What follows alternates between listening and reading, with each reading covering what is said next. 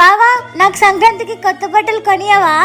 నా దగ్గర పైసలు లేవని తెలిసింది అనుకో, నా మరదల దగ్గర నా ఇజ్జతి పోతుంది. ఎలాగైనా నా మరదల్ని బోల్తా కొట్టాలి. సరే మరదలు కొనిస్తున్నాడు.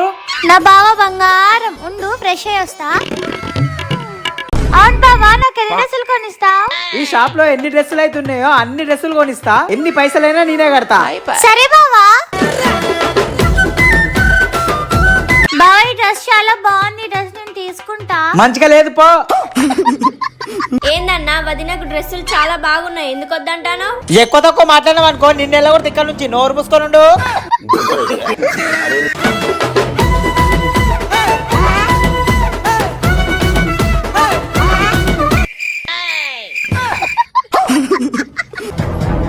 అక్కే బావా, నేను ఇన్ని డ్రెస్సులు వేసుకున్నా, నీకు ఏ డ్రెస్ నచ్చలేదు, ఇప్పుడు ఏం చేద్దాం? నాకు నచ్చితే 1,00,000 రూపాయలు పెట్టి ఏ డ్రెస్ అయినా కొనిస్తా, కానీ నాకు నచ్చలేదు. వద్దు, వెళ్ళిపోదన్నాడు. సరేలే బావా, నీకు నచ్చకపోతే నేను డ్రెస్సులు కొనుక్కోనిలే. నా మరదలు బంగారం, సరే పోదన్నాడు.